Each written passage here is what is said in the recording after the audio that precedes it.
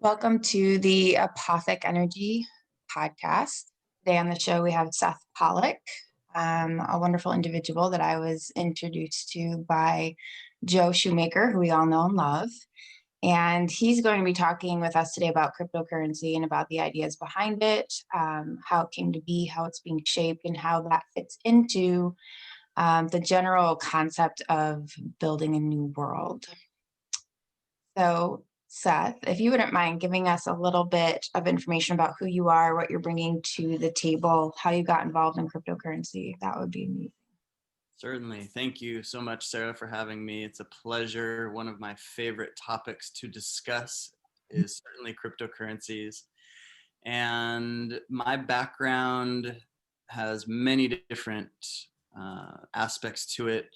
The financial element, I spent about a decade in banking in the credit card processing industry, and in about 2006 had what I call my red pill awakening in regards to the realities of our monetary system and what banking truly is, what it consists of, and essentially the fraudulent nature of it, and how deeply manipulative and unfortunate our system has become and been crafted to be. Really in terms of what we've seen it do, which is really siphon the wealth and purchasing power away from individuals, particularly who have very little to no financial education. And so fast forward through several layers of that education and really exploring and searching through, what solutions there might be and what I personally can do to be part of the solution. Fast forward all the way to 2016, when I was reintroduced to cryptocurrencies and Bitcoin. Had heard a little bit about it way back in about 2011 or so, and like most people describe, the first time or two they hear about cryptocurrencies flies right over my head, and I didn't really have the capacity to comprehend what was even being described. And I started doing a lot of research, watching as many videos, reading as many articles as I could get my hands on in 2016. And when I realized how profound this technology and this what's now referred to as the revolution in money and banking truly is, I fell in love, became a poster child for Bitcoin and cryptocurrencies, and been running around with my hair on fire ever since, excited about what had been discovered, what's coming about, and the continuation of mass adoption, which we're very much fast forwarding into right now.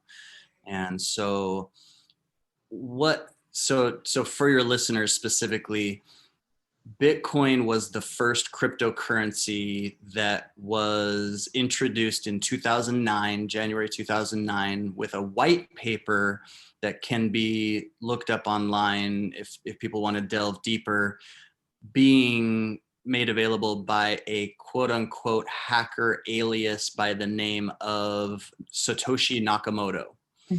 To this day, nobody knows who Satoshi Nakamoto is, if it's an individual, man, woman, group. Really a very strange aspect of Bitcoin because literally almost nobody knows where it came from. And yet it's been recognized as one of the most genius inventions, pieces of technology that at its core, the most important aspect of it is it's bringing us back to sound money.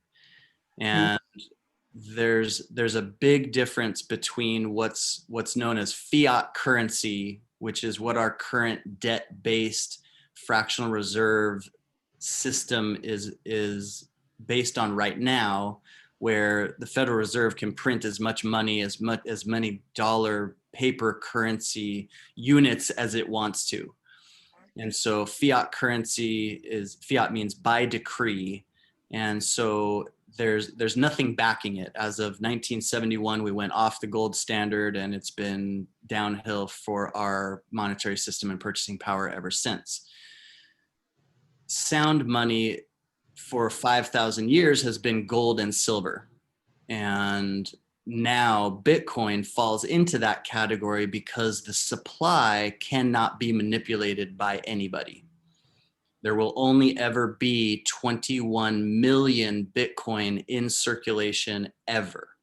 Cannot be changed, cannot be inflated, manipulated. It's built into the protocol. Those 21 million Bitcoin will be slowly released into circulation for about the next 130 years is how the math works out. That's a rough estimate in terms of the numbers, but it's definitely over 100 years. And so Bitcoin and cryptocurrencies are literally computer code that you can own a segment of that is used as value and a store of value, especially in Bitcoin's case, because it's so finite. Mm-hmm. And just like gold and silver, we have to put in a certain amount of work to mine gold and silver out of the ground. The same thing is true with cryptocurrencies. Computers are using electricity to solve complicated mathematical algorithms to release new Bitcoin into circulation. Okay. So in both cases, they're limited by their nature. So you can't print more gold and silver, and you can't print more Bitcoin. So Bitcoin and other cryptocurrencies, but especially Bitcoin, is the return to sound money, which the fundamental value that is being returned and made available is simply trust.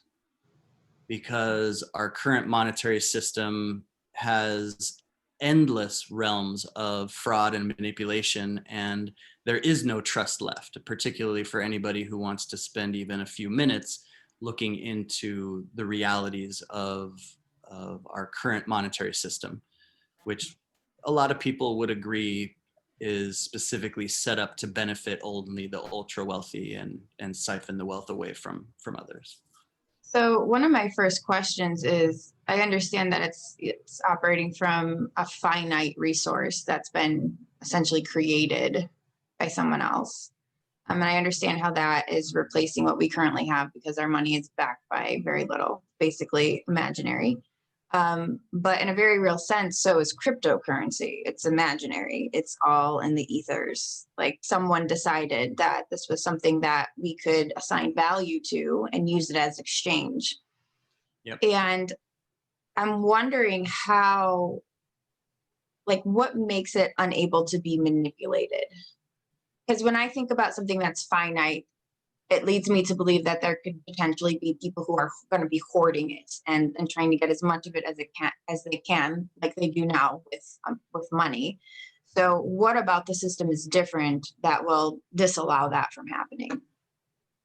So over the last 12 years, Bitcoin has remained an open source piece of technology that now literally, I don't know how many thousands or even millions of developers all over the world are continually increasing the capability and the security of the Bitcoin protocol. So in its original state, it's designed to never allow more than 21 million units to be made available. Sure, but how are people securing, or what's the method of possessing it? So, and to address your point, it is being hoarded. It is, especially even over this last 6 months, it's come onto the radar of so many wealthy individuals, corporations.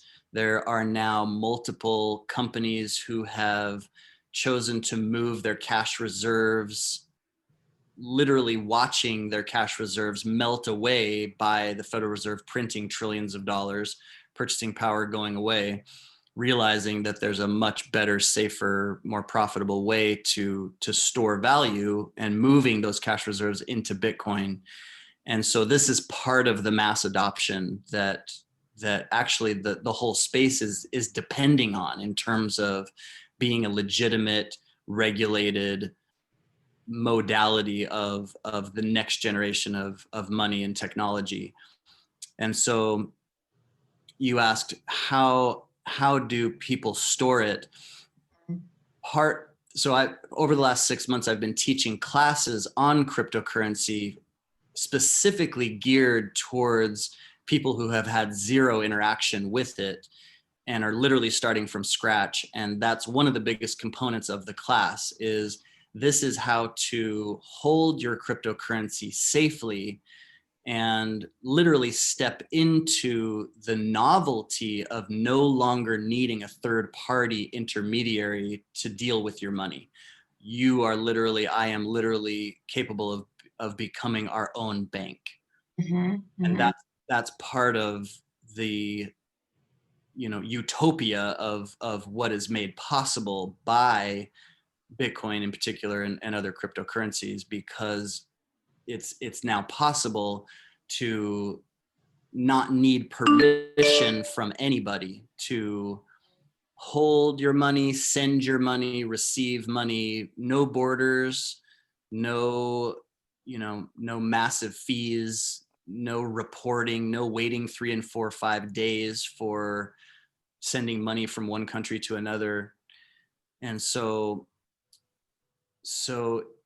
will there be manipulation in the space? Absolutely. Yeah. There's still going to be those people who are truly making it their number one priority to maintain dominance in the financial world.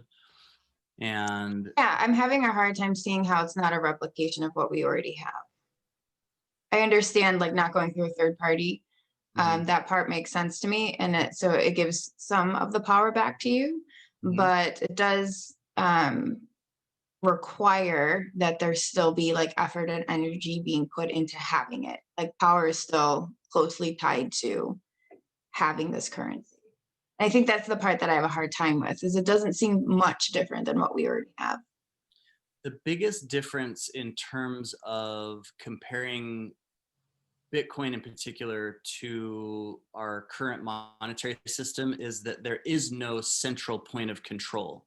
So in the crypto space, you'll hear a lot about decentralization. And so right now, central banks such as the Federal Reserve or the ECB, the European Central Bank, are in control of the monetary system of a particular country or group of countries. They dictate monetary policy, and they're controlled by the wealthiest people in the world. And so we live on this tax farm that essentially dictates to us what we can and can't do with our money, how much we have to pay to be left alone, basically. Bitcoin in particular, there is no government, there is no individual, there is no company that controls or dictates that currency.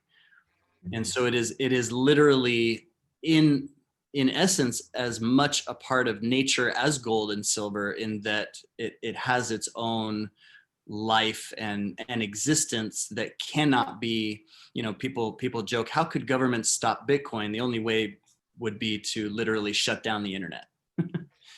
And so it's giving us an option. It's giving us a life raft, a life preserver, if you will, outside to leave our current monetary system and to adopt something that is outside of the control of those people who are hell bent on keeping control. Right.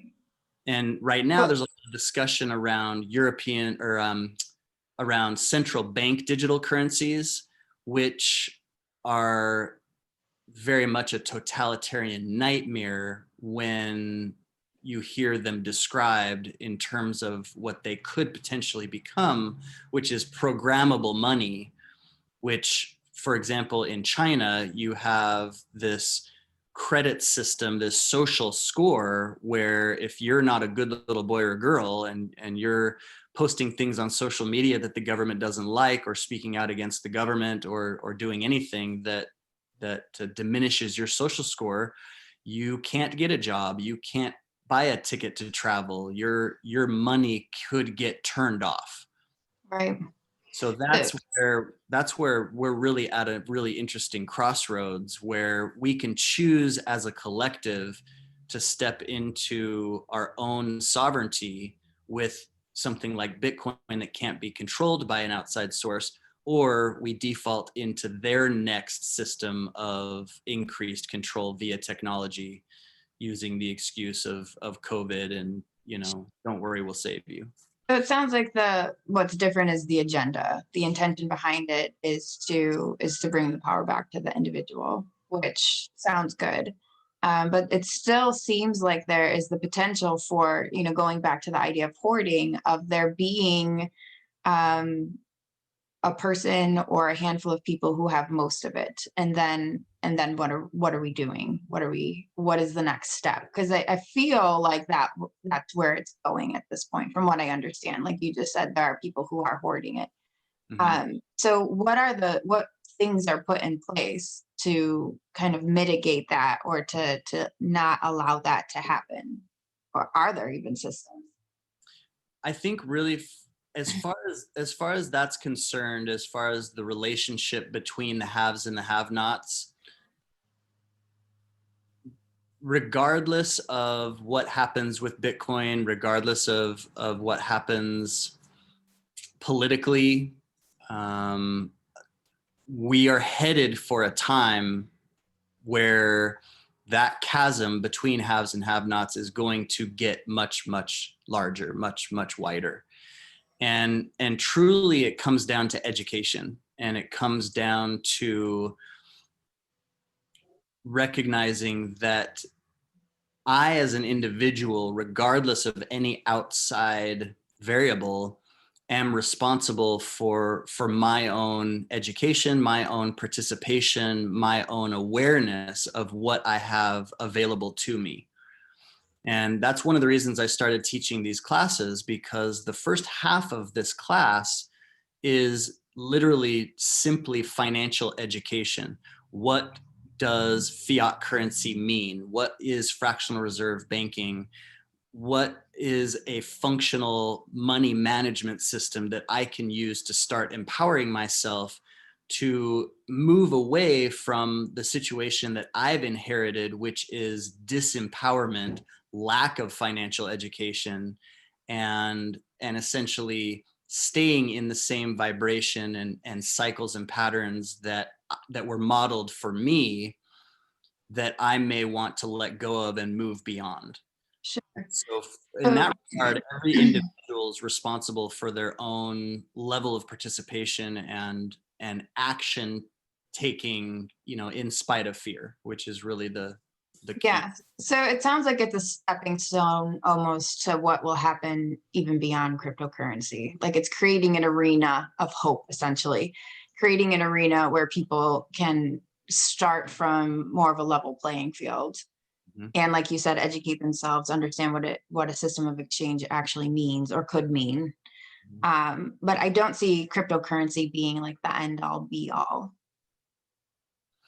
I don't know if you would agree with that necessarily. I guess I'm operating from a mindset that we're in this place of great evolution right now. We're transitioning from one way of being into another, and it's happening really fast. And Mhm. so as things are being dismantled, other things are coming up alongside of it to replace what's going away. Mhm. But because we're kind of like children, things are a little clunky, and where we're operating from mindsets that we're already familiar with and just kind of tweaking it a little bit. Mhm. um, and so in my mind, this is an extension of the larger awakening process that's happening. And so I'm wondering if you see cryptocurrency evolving into something different, like a different version of itself, or if you think that this is kind of where we're landing and staying. I so appreciate that question, because it reminds me that in a perfect world of an evolutionary, enlightened society, we would eventually be able to transcend the need for a monetary system and truly come into symbiosis with the earth and with each other and the resources that we have. And that's where I do believe we're heading, but we've got a lot of stops to make along the way. And so in that perfect world, we can hold that vision for the potential evolution of our species. And yet there's so much that needs to be laid in terms of foundation to aim into that direction. And Yeah, and it sounds like part of the foundation that's being laid is kind of awakening people to the notion or the idea that they have to educate themselves, that they have to figure out for themselves how to operate in the system that we currently have and the variations and the alternatives that are being created within those systems. Um, Kind of as an exercise for creating something entirely different, potentially. Yeah. Yeah, and then so in that sense, I think that cryptocurrency has value. Um, my concern is how it can de-evolve and how quickly that will happen, and if people are paying attention to all the ways that it looks the same. Mhm. Yeah, and I don't. Is that part of your educating, or are you simply pushing for people to be educated? I'm providing tools and resources for people to take a very deep look at their own habit patterns, their own process, their own relationship with abundance, because that's such a unique individual process and relationship and evolution. And at the same time, providing a snapshot and a map as to where we are now, and particularly looking at, especially in a world that has changed so dramatically so fast over such a short period of time, adapting and changing with where things are headed is I believe a choice for survival, quite frankly, because most people haven't thought even as deeply about our current monetary system enough to know that even just holding on to paper currency in your bank account, under your mattress, wherever you may have it, you're literally losing value every second of every day. Your Mm, purchasing power is diminishing every second of every day. The reason why a loaf of bread used to cost a nickel and now it's $5 is because of the decades of incrementalism and printing and financial manipulation that has eroded our US dollars purchasing power almost to nothing. mm. And one thing I So, so well by holding on to it, it decreases its value. It's like an energy that has to be in constant motion in order for it to have the power that you're hoping it will have. by holding on to it and calling it, this is my asset, I'm losing value.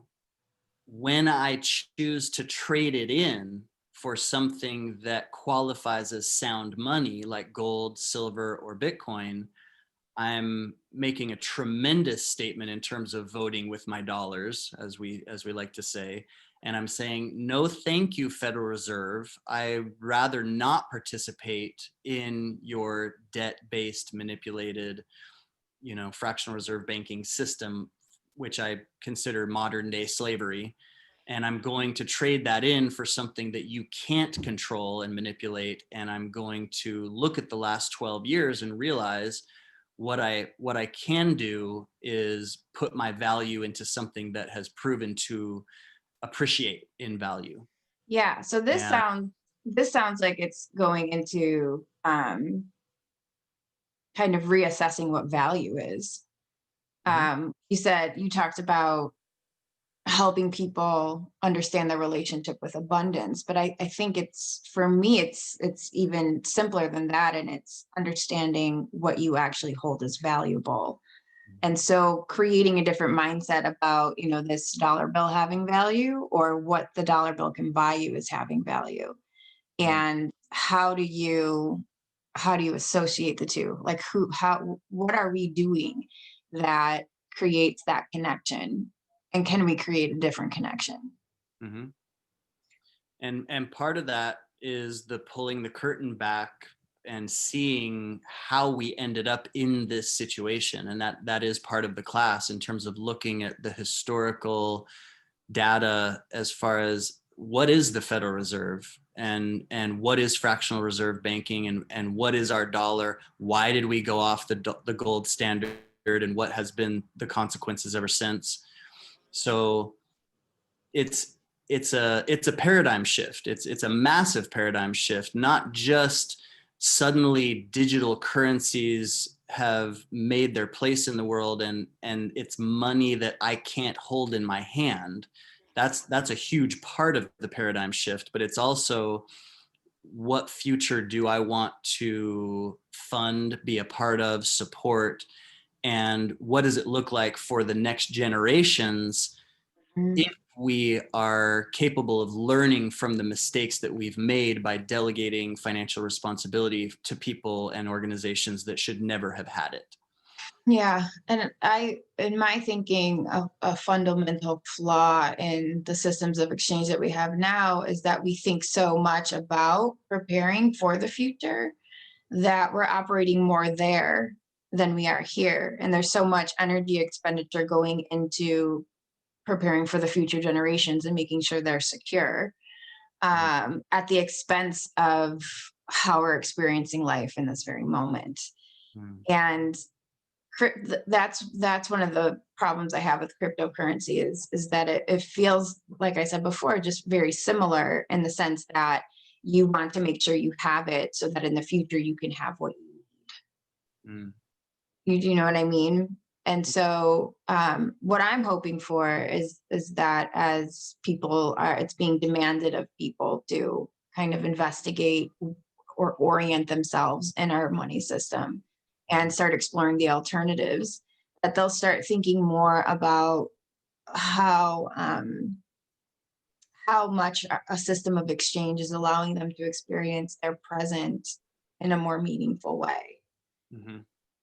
And And it does come down to peace of mind. It absolutely does come yeah, down to peace of mind. And you know, I would call it, COVID PTSD. I mean, we've literally never experienced a realm of this much uncertainty and confusion as we've had over the last 9 months. And again, the speed of change is such that not adapting and not moving into the arenas that are being made available for change, for evolution, for letting go of the crumbling systems that have to die out and that are in the process of dying out, um, is is just stagnant, being stuck in stagnant water. And so, there is a fine line between being obsessed with, future preparation and even fear of what is going on in the world at large, versus, what is most important in my life in this moment, during this day. What are my values? What do I stand for? And I believe it's possible to merge those two things, in terms of, voting with our dollars, upgrading our consciousness, being part of a collective solution that is moving in a direction that may not be perfect, and certainly nothing is, but it's enabling us to recognize and pull the curtain away from and look deeply at uh, the carcinogen of our monetary system as it has existed now for decades and decades. We're 49 years into a fiat currency that historically is the longest standing fiat currency to ever still be in circulation in history. Every single fiat currency in history has been eventually destroyed, printed into oblivion, and worth zero in far less than 49 years. And so recognizing that we're just history repeating itself and going into the next iteration of awareness and consciousness and solutions that are being made available. And right now it's an absolute race to have as many people educated and empowered and aware as possible so that we can choose from our own sovereignty and not be dictated to out of the fear of what potentially could be around the corner as far as financial calamity.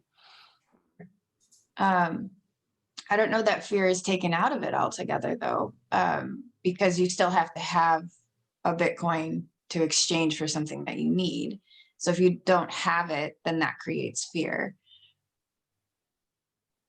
But I think what you're saying is that this is creating,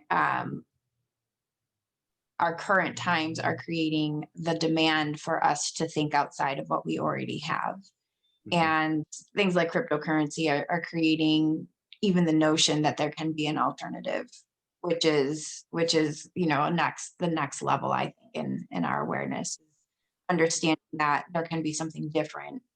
And I think the gift of COVID times is that, because of the fear or uncertainty of the future, it really is asking people to make the choice to be okay with what's happening in their moment and valuing what they have right now because they might not have it later. And to me, that is, where the true growth is happening, because we have to be so much in the now because we literally can't be in the future because we can't see it anymore. And so I'm wondering what you think about, kind of this time being a breeding ground of thought around a system of exchange. And cryptocurrency is a thing, it's happening, it's gaining energy and power. But what's stopping another individual or group of people from creating something similar alongside of this? And what does that what would that dynamic look like? Well, currently there are plans that have already been put in motion as part of the quote unquote COVID response legislation to be introducing whether it's called Fed coin or whatever it's called, a central bank digital currency that's going to replace our current quote unquote paper system. 97% of the currency in circulation is already digital, but so we're not talking about it, that the fact that it's in computers, we're talking about a completely new system to be introduced in the form of a cryptocurrency that is central bank controlled. So there's that aspect. And then the International Monetary Fund is also talking about and developing plans for the ability to create a universal basic income that goes directly to the people in the form of their quote unquote central bank digital currency, which again, that's where we get back into the programmable money where centralization is maintained. That control grid will decide if you are worthy of being part of that monetary system. And if you're not, we'll just turn off your chip and you won't be able to buy food. You won't be able to travel, What do you think the response of communities would be to that? Do you think that there would be a majority of people who would subscribe to that and like see their neighbor without a home and without their basic needs and not help in some way? Well, when people hear the term, when most, again, I'm going to generalize in terms of the population at large, general level of awareness, watching CNN, getting their information from the usual sources. When push comes to shove and there's food shortages or some kind of economic calamity, that brings survival mode. And when we have a model that continues to be perpetuated of problem, reaction, solution, we're going to create a problem. We're gonna facilitate a reaction or response from the masses at large, and then don't worry, we'll save you. We're going to provide the solution for you, and that's essentially what would be happening.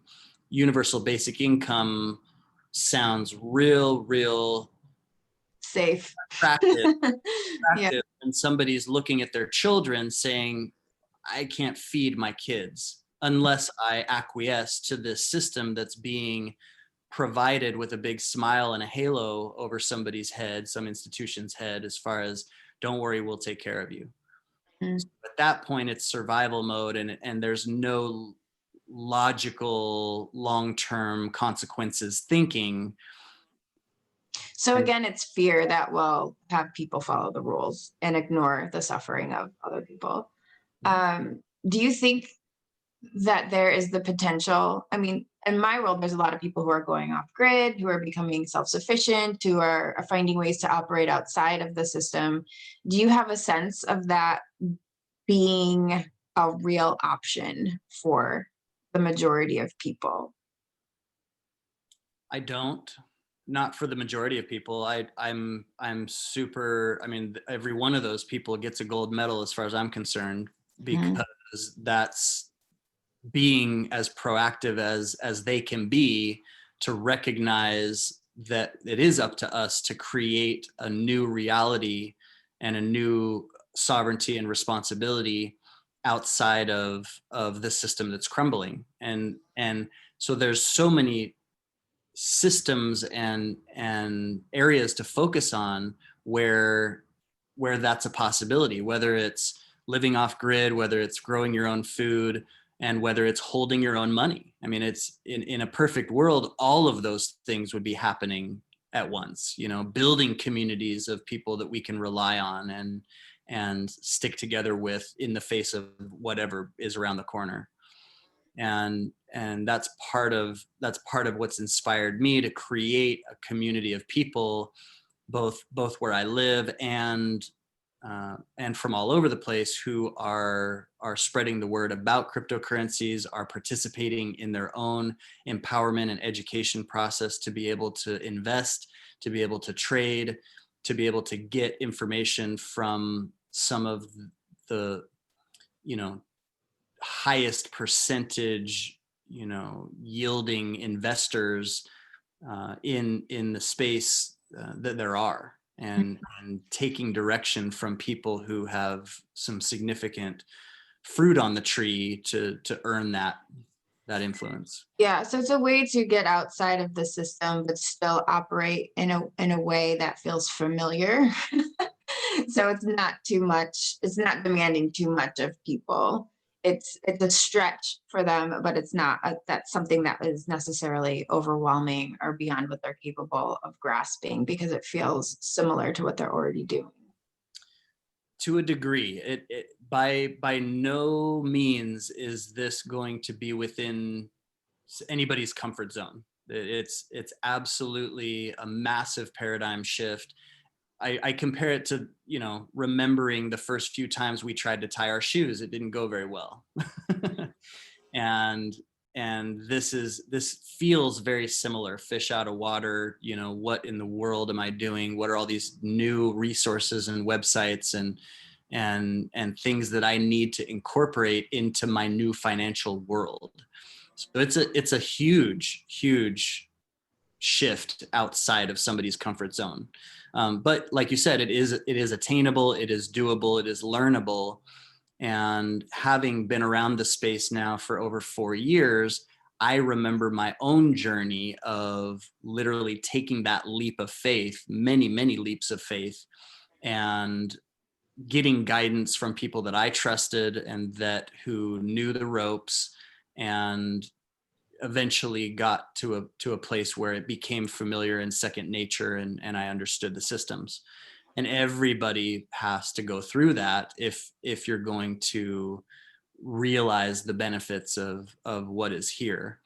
And speaking of the benefits of what is here, because of where we are at in mass adoption, where you had the retail mania bull market of 2017, where the price of Bitcoin spiked up to almost 20,000, and then immediately crashed back down into a 2.5 year bear market, where there wasn't enough stability and support in the space to continue that. And that cycle will continue. We're going to have this bull market, we're going to have the next bear market, we're going to have a bull market after that. Every single market, real estate, stocks, goes through that cycle. However, this particular bull market will never occur again to the degree and the extent that this one is in the middle of ballooning into, because we have such mass institutional adoption taking place. We've got companies like Fidelity, Grayscale, huge investment firms with trillions of dollars under management that are looking to profit from this space and are getting into it for the first time, and moving tremendous amounts of money into this space. So the expansion of cryptocurrencies is never going to be this fast, this much, as far as what we've already seen over the last 6 months and what we expect to see over the next 12 to 14 months, which will be the end of this bull market. And so time is really of the essence if people want to take advantage of this trend and get on this train that's already moving pretty fast.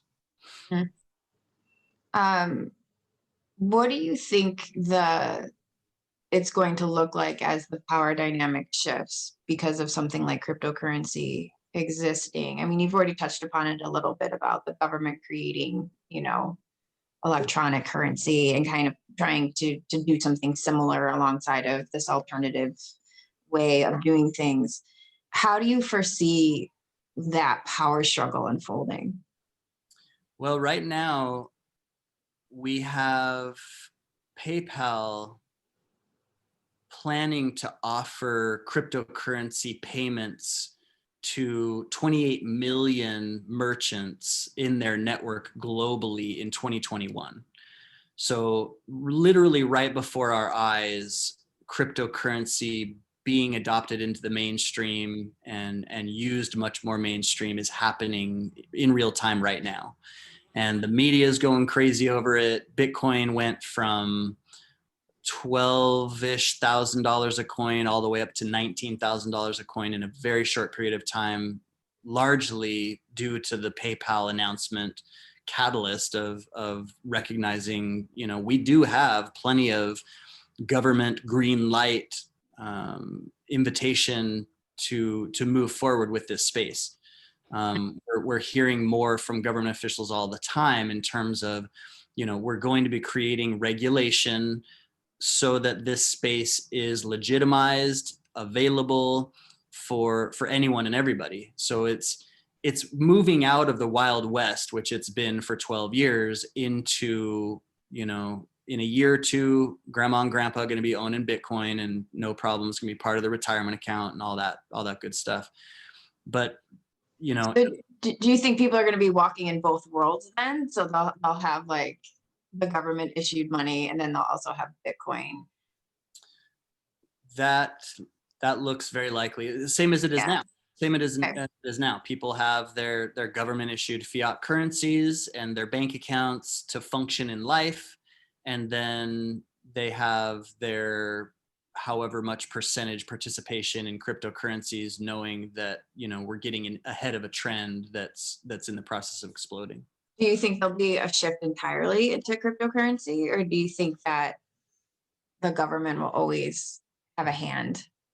It's such a double-edged sword, because one of the most unfortunate totalitarian wet dreams is a cashless society. Mm-hmm. And so, yes, we're absolutely moving in that direction. And that's where the European, or I don't know why I keep saying European Central Bank, in addition to all central banks issuing their own digital currencies, will complete that move into a cashless society. And then it'll be a matter of how many digital currencies are being used, what are the use cases, what's a transactional coin at Starbucks versus a store of value like Bitcoin. And so eventually it's all going to be digital. Eventually, in the very near future, it's all going to be digital. It's all going to be either government issued and independent sovereign cryptos like Bitcoin. And so that's where, if you look up the what is it, the World Economic Forum for years now has been talking about this economic reset. And essentially, again, on the surface, these things sound just wonderful: universal basic income and making all of these strides towards an environmentally friendly, zero carbon footprint society and all this stuff. And it's unfortunately coming with the price tag of you own nothing, you have no freedoms, you'll do what we tell you. And now we have our one world government, and the book 1984 becomes our reality. So But you're seeing Bitcoin as being kind of like a way out of that, something that can be chosen. And that's why you're pushing now for so many people to get on board with it, so that they're not stuck in that trap. absolutely. Do you feel like Bitcoin, so my question before was what's the potential for this to de-evolve? And I'm wondering if you see Bitcoin potentially moving into a place where it could turn into that, like the social programming component. Like, if you're good enough, you can have this, or if you follow the rules. Like, do you feel like that will start to infiltrate or filter into? Not to big. And why is that? That's my, like, what is different? Why? Well, how is it not going to eventually be wielded in the same way that it's being wielded now?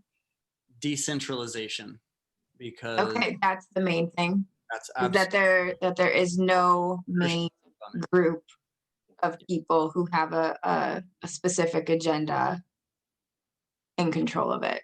I can send $10 million to Zimbabwe within minutes, and I don't have to ask anybody. I don't have to.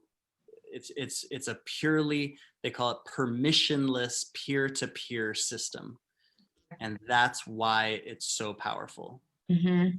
That's Mm-hmm. why it's so powerful. In addition to the fact that it cannot be manipulated and inflated. Are you seeing this as being something harder to become involved in down the road? Is that part of the urgency? Is that at some point it will be harder to buy into the Bitcoin world? It's only going to be made easier, but a Bitcoin is going to be $30,000 a coin instead of $20,000 a coin.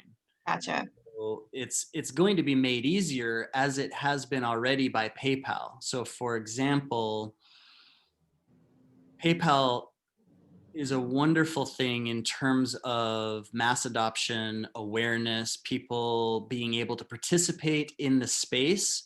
And what probably 99% of the people who have just purchased Bitcoin via PayPal don't yet understand is that one of the most crucial elements of why Bitcoin was created has been eliminated by going through PayPal to get their Bitcoin.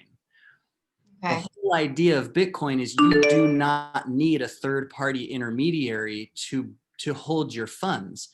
And people that are holding it on PayPal are soon going to learn that they do not have the capability of transferring those Bitcoin out of PayPal. It's Gotcha. literally a bank account that is being held for you in custody. You do not control that crypto. You can buy something with it, but Mhm. that's all you can do. And that's not the point.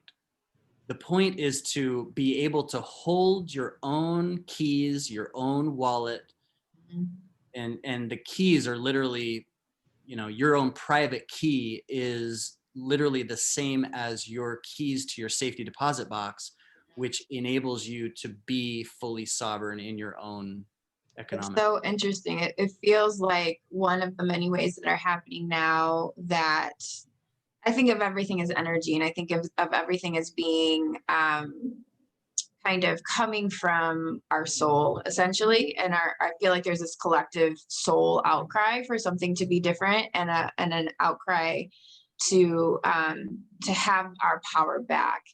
And Mhm. so it's fascinating to me that our own souls, I feel like, have created a way for us to work with what we already have to um, like manipulate our own psychology around power, because so much of our personal power is associated with money.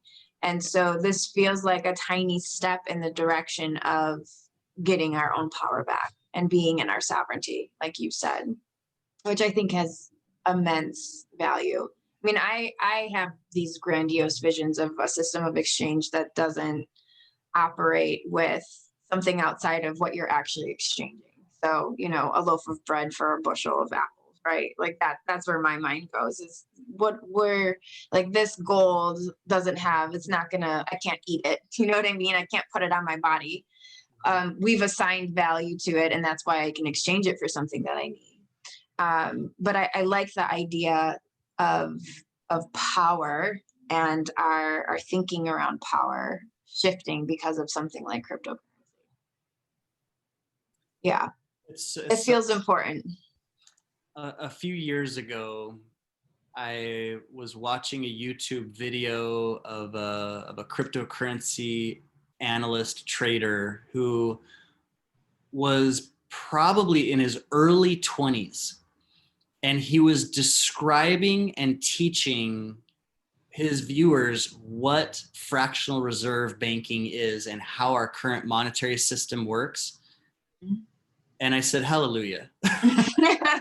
Just literally hit my knees and said hallelujah, because this has been a huge catalyst for people waking up to the reality of our current monetary system. And I can only continue to pray that the exposure of the levels of fraud and manipulation continue to come out and be shown, because in 100 years, I want a world that looks back on the last century and just shakes their head at how completely irresponsible it was to Mhm. allow what has occurred to happen, and to really learn the lesson, because we didn't learn it well enough from our forefathers. One of the biggest reasons why we became a nation was to gain financial independence from the crown and not be dictated to in the ways of taxation and control that we escaped. And Mhm. we allowed the exact same mechanisms to come back into our society and take over. Mhm. Mhm. Andrew Jackson, who's on our $20 bill, prevented a central bank multiple times from taking root in our country. And that was his biggest contribution, claim to fame, as a president in the mid 1800s in our country. And yet, of course, they tried again and succeeded as of 1913 with, again, the manipulated legislation of allowing the Federal Reserve to become what it is. Mhm. So Yeah. Well, Seth, you've shared so much with us today, and I greatly appreciate it. Is there anything else you feel like is important to say before we say goodbye? I would recommend that all of your viewers watch at least one Bitcoin documentary on YouTube. Okay. There are several. If you want to, if you feel like sharing with me some of those links, I'll absolutely make sure to provide those underneath this posting so people can have easy access to that. Mhm. Yeah. And what I would also encourage is your viewers to reach out to me on Facebook. Best way to contact me, just my first and last name, Seth Pollock. And if you are interested in taking a look at the curriculum of this financial education cryptocurrency class, I can send that over to you. I actually have an event that has a Facebook event page to it right now for 1 week from today. December 14th is the next class, and the curriculum and all the details are in the description. So I can actually send you that link too. Please do. Yeah, send me all the things. How often are you offering your classes? I'm doing that class right now once a month, Okay. and the the curriculum really describes the ongoing community involvement of our group, and why particularly this next year making these moves and working with the professional traders that I'm working with is going to be such a huge benefit and resource for people who are getting into this space for the first time, because there's a lot of ways to do it wrong. There's a lot of ways to lose money if Mhm. we don't know what we're doing. Mhm. And I get my information and my coaching from so many different sources, and a couple of people that I've had relationships with now for a long time, who I'm passing along their knowledge to our group. These are groups that I pay to be a part of because they've built their communities and their track record on what they've been able to make possible. And I'm wanting to spread that out to as many people as possible, not just the education of why this is such an imperative movement and revolution, but how can you yourself get involved and do it safely, and really have a very transformational next 12 to 14 months participating in this market, in this bull market. So That sounds amazing. I appreciate that you exist. Thank you for caring. It's you there are so many people who have this information but don't have the passion or the compulsion to share it with others, and so I appreciate that you are in a place of wanting to bring all the people into this new way of thinking. I will be sure to have all of your information posted. If you can send me an email with all of it, that would be perfect. All right. absolutely, absolutely. Thank you so much So, yeah, thank you. for putting the word. Thank you for initiating the conversation, and Hmm. appreciate what you're doing. Thank Absolutely. you. Yeah, my pleasure. My pleasure. Great to be with you. Absolutely.